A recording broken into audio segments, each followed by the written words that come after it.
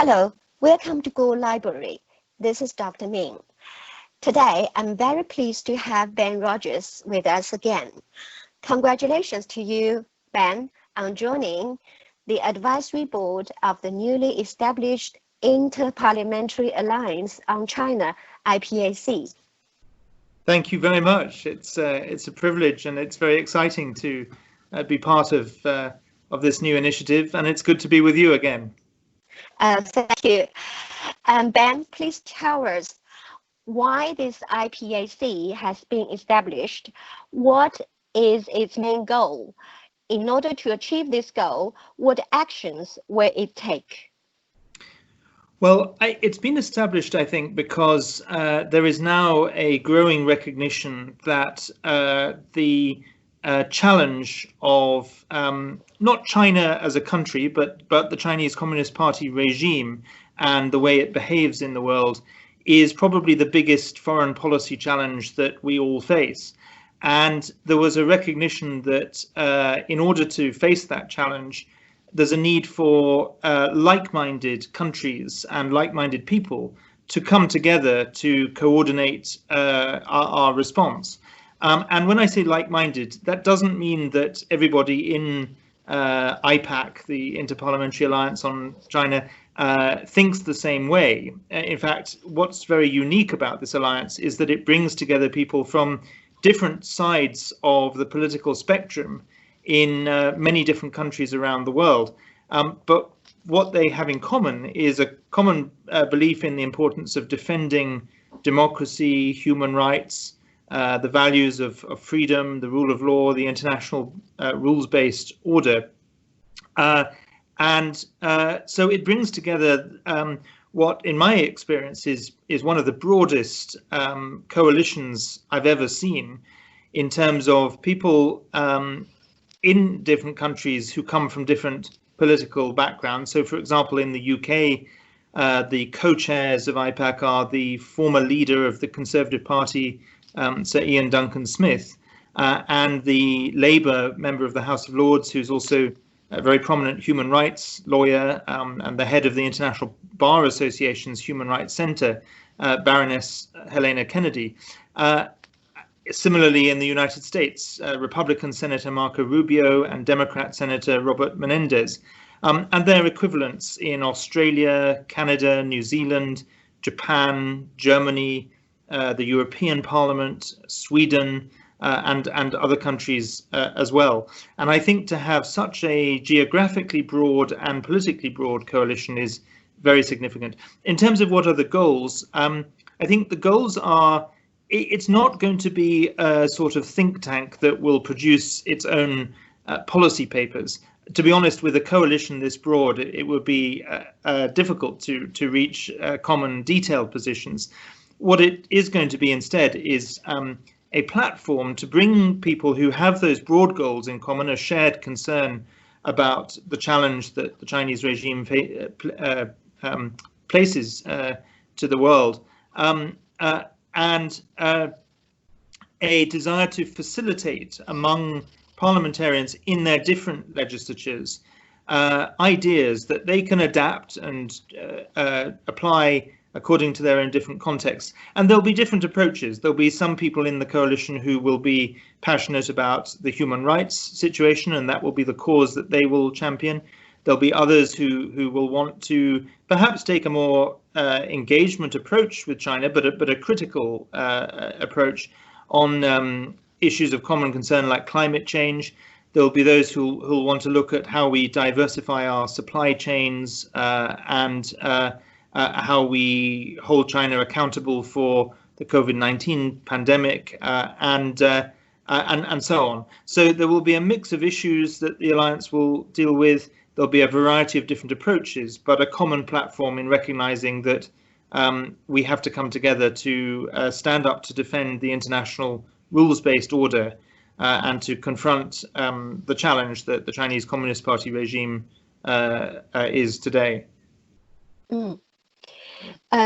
Okay, and as the advisor of religious freedom of the IPAC, I would like to invite you to comment on religious freedom in Hong Kong and China. So my first question is, Beijing passed the National Security Law of Hong Kong on the 28th May. How will this law affect the church in Hong Kong?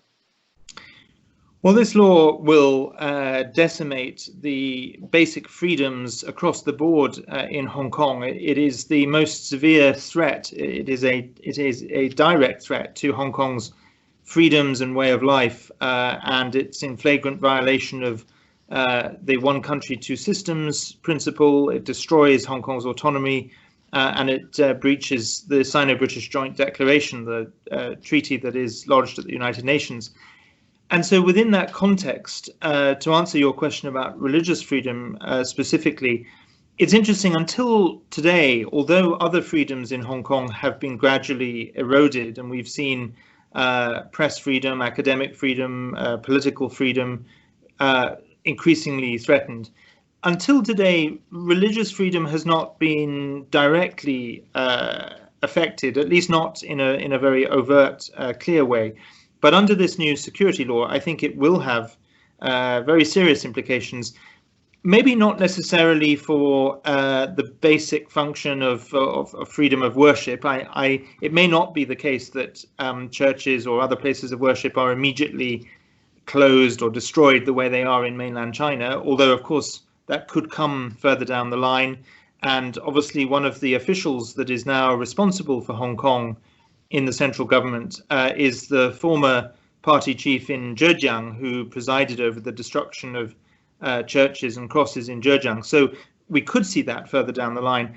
But more immediately, what I think could very well happen is that we will see increased monitoring of, for example, sermons. So people may still be free to go to church or to go to mosques or temples, but we may see Communist Party agents paying closer attention to sermons. And if religious leaders preach sermons on issues of justice and human rights and human dignity, issues that are regarded to have a political content, but actually have a religious basis to them as well, they could find themselves in trouble with the law. Religious groups that, for example, as we saw last year in the anti-extradition protests, that take part peacefully in protests or in prayer vigils, or shelter protesters, or give water to protesters, they may find themselves in trouble. And some of the prominent, very outspoken religious leaders, people like Cardinal Joseph Zen, and indeed the auxiliary Catholic bishop, Bishop Joseph Ha, who have been very outspoken over the last many years, they could find themselves in trouble for what they are saying. So I think the immediate effect will be on the way religious freedom intersects with freedom of expression, and consequences in that regard. And then, of course, further down the line, we may see even more severe direct consequences for religious freedom of the kind that we see already in the mainland. And running for Hong Kong's top political job as chief executive in 2017, Carolyn said she was answering God's call. Based on what she has done so far, whose call do you think she has been answering, the God's or the CCPs? It's difficult for me to judge the soul of another person. It's impossible for me to judge the soul of another person, and I don't want to do that. But given that she said that, I would seriously question that statement, and I think that she has totally misheard the call, and actually potentially she's confused God and Xi Jinping, because she may have said she was following God's call at that time, but everything she's done since becoming chief executive shows she was following Xi Jinping and the CCP's call. With the same religious belief, both being the chief executives of Hong Kong, why are Anson Chan and Carrie Lam so starkly different in their political standpoints?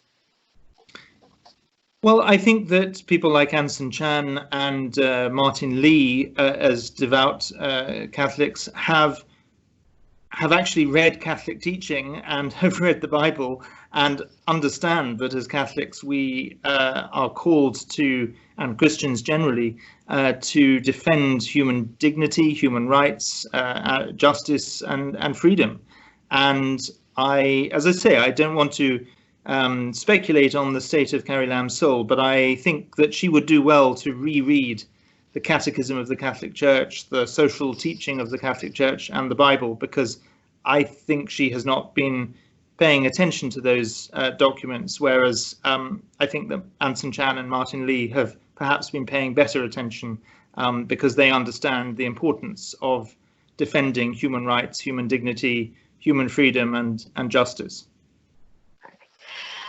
How do you comment on the roles that Cardinal Joseph Zen and other Catholics like Martin Lee and Anson Chan have been playing in the Hong Kong pro-democracy protests?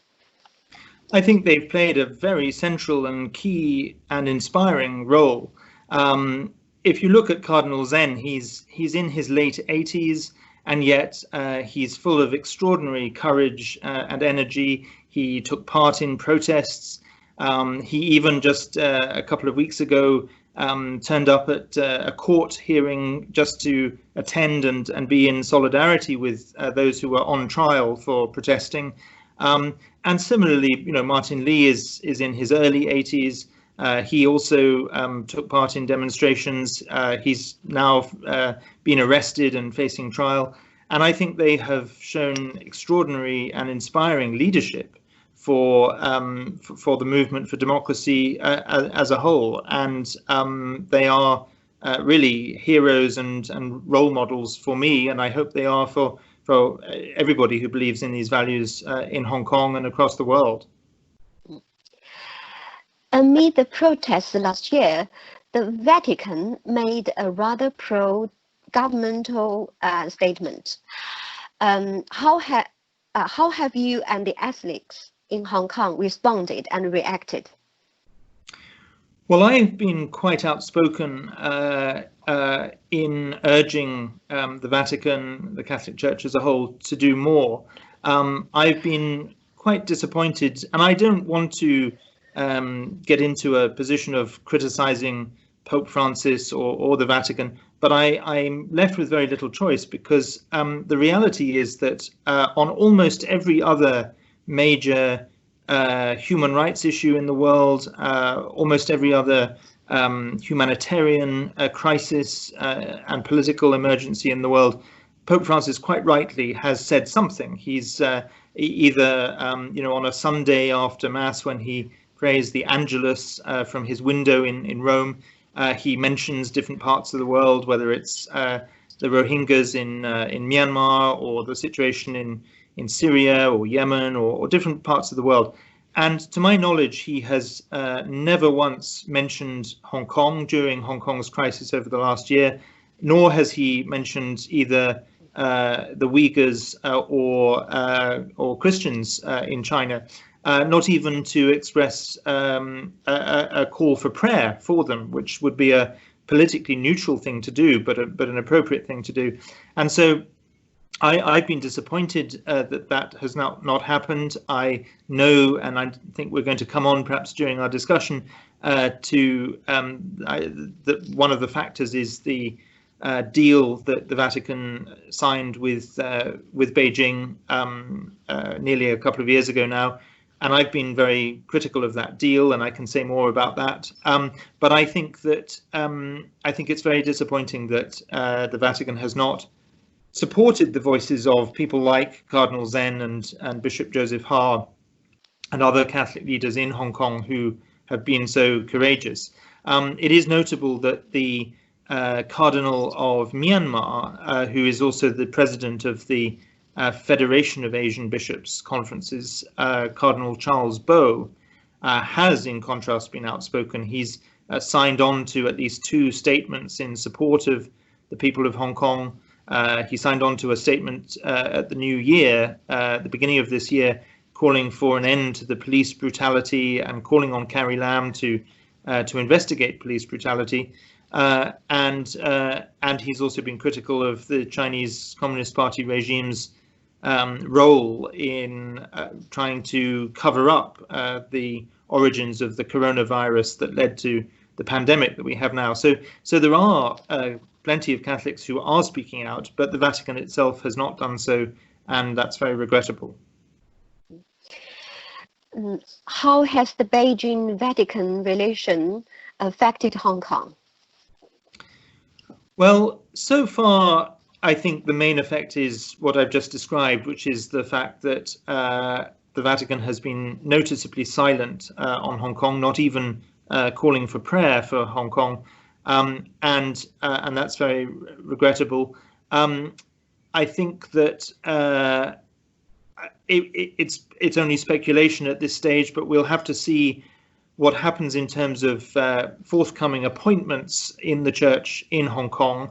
Hong Kong's bishop, the senior bishop, died, I think, a couple of years ago now, and Hong Kong is due to have a new bishop. In my opinion, that ought to be the number 2 bishop, the auxiliary bishop Joseph Ha. But of course, he's been very outspoken in support of the protests over the last year. So it remains to be seen what happens there. But if, as some people speculate, the Vatican appoints a bishop who is more pleasing to Beijing, then that will be another setback for Hong Kong, in my opinion. And I hope that we do not see a situation where the church in Hong Kong actually becomes part of the official church apparatus in mainland China, the Catholic Patriotic Association, which is the Chinese Communist Party controlled part of the Catholic Church, which of course under the deal with the Vatican is now recognized by the Vatican, which it wasn't previously, and bishops who are appointed by the Communist Party are accepted now by Rome.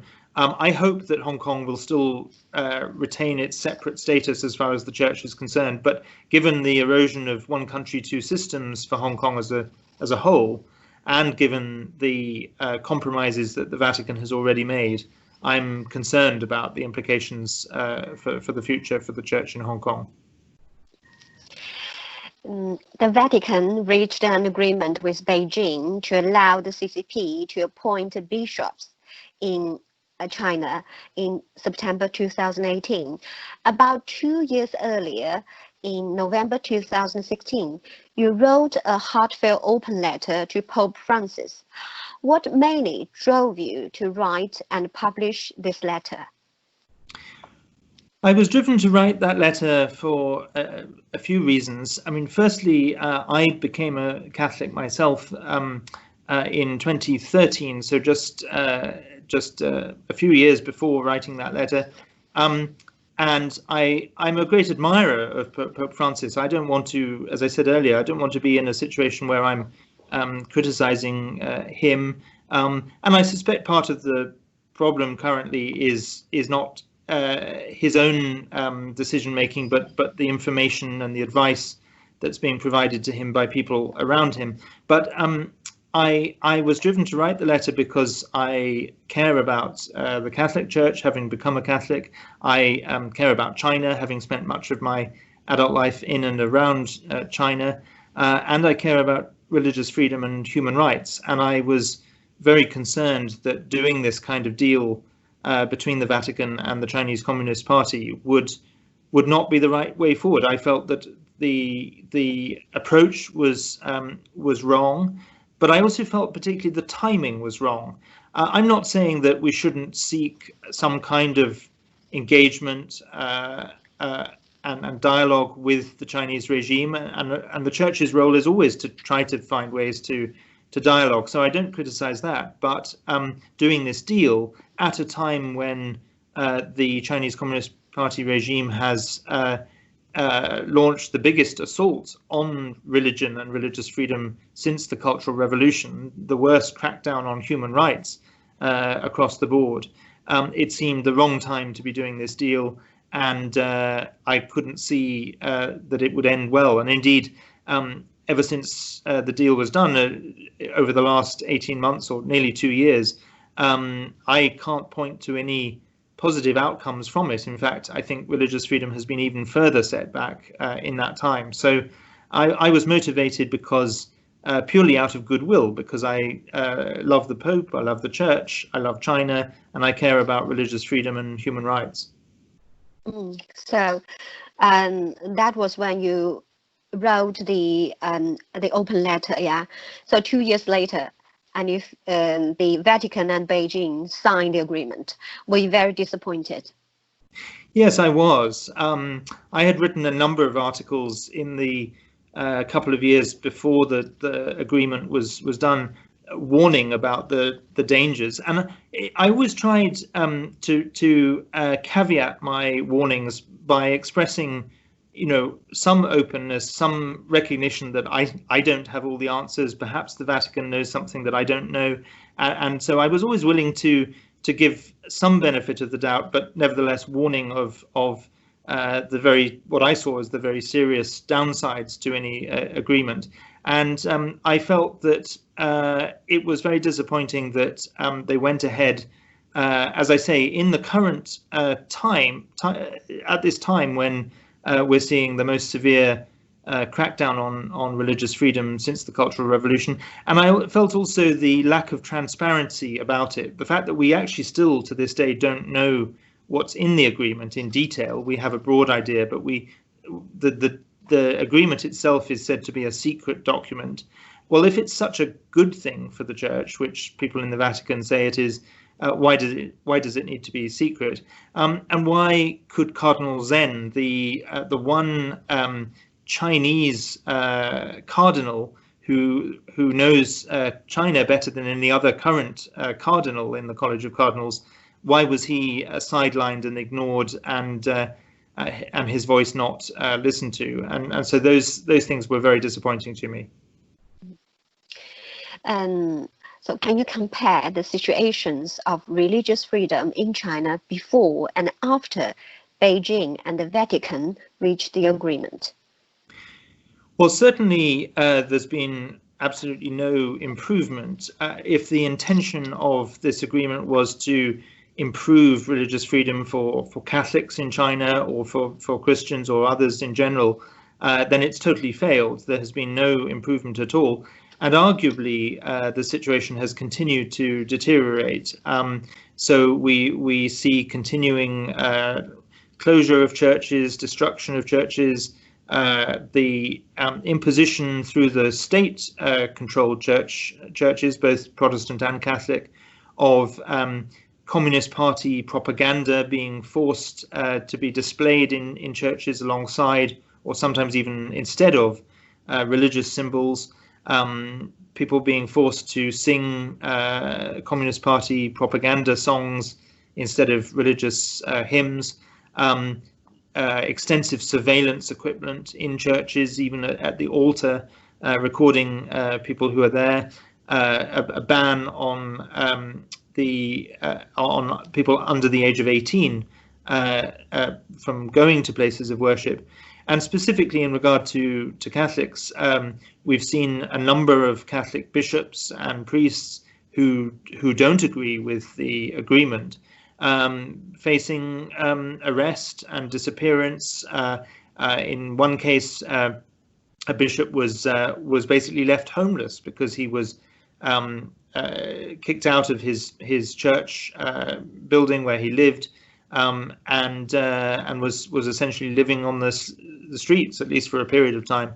And one of the things I think that's particularly alarming about this agreement is that it appears that no precondition was required by the Vatican for the release of Catholic bishops and priests and lay people who were in prison before the agreement. If I was negotiating this agreement, I would have made it a key precondition for securing any agreement that Catholics already in prison should be released before an agreement could be signed.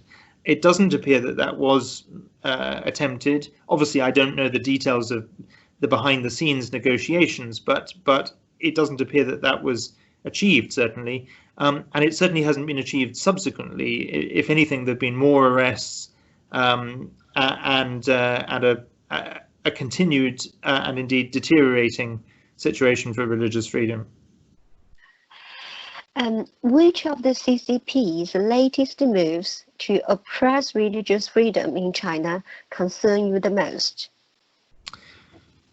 Well, I think in a way all of them as a whole do, but if you had to ask what was the most egregious and concerning, I would think it would have to be the situation in Xinjiang for the Uyghurs, because clearly they are subjected to the most horrific persecution, which is on both religious and ethnic grounds. At least 1 million, maybe as many as 3 million in prison camps, people being targeted for ridiculous reasons, like, for example, being accused of being an extremist if they have a beard of a certain length, or if they wear, for religious reasons, a headscarf. Uyghur Muslims being forced during the Muslim fasting month of Ramadan to eat.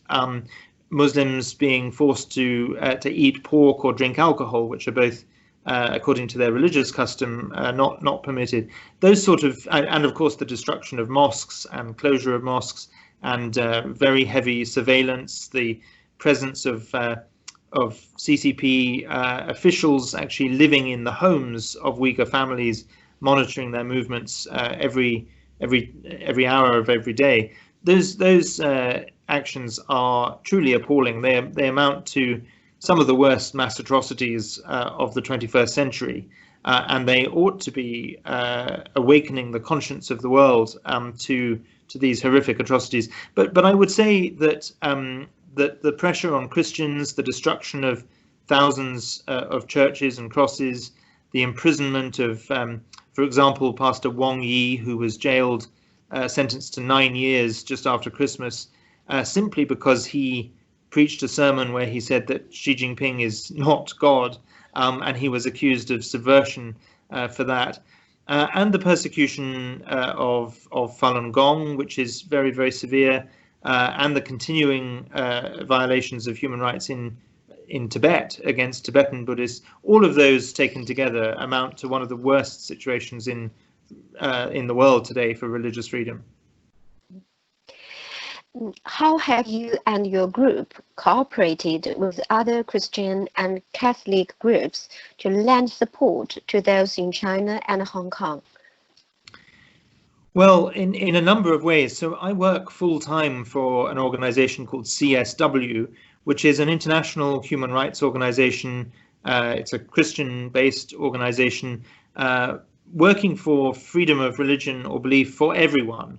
So our slogan is "Everyone free to believe." And we don't just defend the rights of Christians, we defend the rights of everybody of any faith or of no faith to be able to practice their religion or belief freely, the right to change their religion or belief freely, and their right to have all the basic human rights that are enshrined in Article 18 of the Universal Declaration of Human Rights, which says that everyone should have freedom of religion or belief. So we work very actively with different Christian groups, with Uyghurs, with Falun Gong, Tibetans and others, to raise a voice, firstly to document what's happening. So just earlier this year, we published a major new report on violations of freedom of religion or belief, which is titled, well, it's subtitled "The Stranglehold on Religious Life in China Today," and that's a really comprehensive and important report. But we've also advocated in the British Parliament, the United States Congress, the European Union, the United Nations, and through the media. Sometimes we've given platforms to people from religious groups in China to be able to speak for themselves. Of course, that's increasingly dangerous and difficult. But we aim to be a voice for those who need our voice, not only Christians but people of all faiths who deserve the freedom to choose and practice their religion or belief. Worldwide, there are new governmental moves, either general or specific. For example, the chairman of Foreign Affairs Committees of the Parliaments of Australia, Canada, New Zealand, and the UK sent a joint request to the UN to establish a special envoy for Hong Kong. And President Trump signed an executive order to prioritize religious freedom in the US foreign policy. What impact do you expect these moves and policies will have on the religious freedom in Hong Kong and China? Well, I hope that all of these combined actions will send two messages. The first is a really important message to the people of Hong Kong and people in China, if they get to hear about it, which is that the international community stands with them, stands for basic human rights for everyone, and that they are not forgotten. And it sends that clear message that the international community is prepared to step up and take actions when the Chinese regime so severely threatens human rights. But I hope it also sends a clear message to the regime in Beijing that it can't carry out these acts with impunity, and in particular in regard to Hong Kong, where it's in clear breach of an international treaty and of its promises made before the handover to Hong Kong. It's really important that the international community makes it clear to Beijing that if it goes down this path with the national security law, which violates both the human rights of the people of Hong Kong, but also the promises made to the people of Hong Kong by China itself, and violates the Sino-British Joint Declaration, that there will be consequences.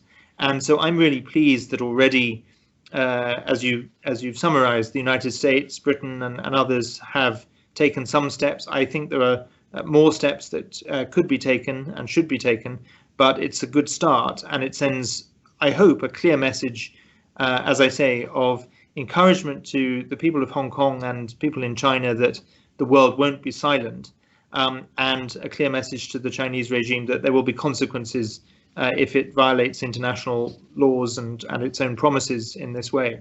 Are there other issues you'd like to address relating to the religious freedom in Hong Kong and China?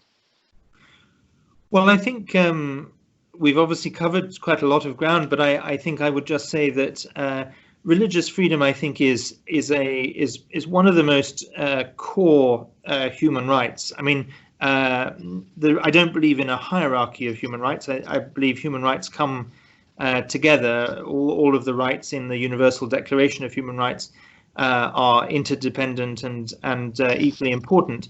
But at the same time, freedom of religion or belief, or in its fullest form, freedom of conscience and thought and religion and belief, is a foundational right, because if you don't have the freedom to decide what you think and what you believe and to practice those beliefs, of course, within the rule of law, but within accepted norms of religious worship and practice and conscience, if you don't have that freedom, then in a sense, what's the point of the other freedoms, freedom of expression and association and assembly and others? So I think freedom of thought, conscience, religion, or belief is a foundational human right, and I hope that as all freedoms in Hong Kong and in mainland China continue to be threatened, the world will stand up for freedom as a whole, for all of those freedoms, but particularly speaking out where freedom of religion or belief is especially targeted. Thank you very much, Ben. Thank you for joining us today. Hope to see you soon. Thank you. Okay.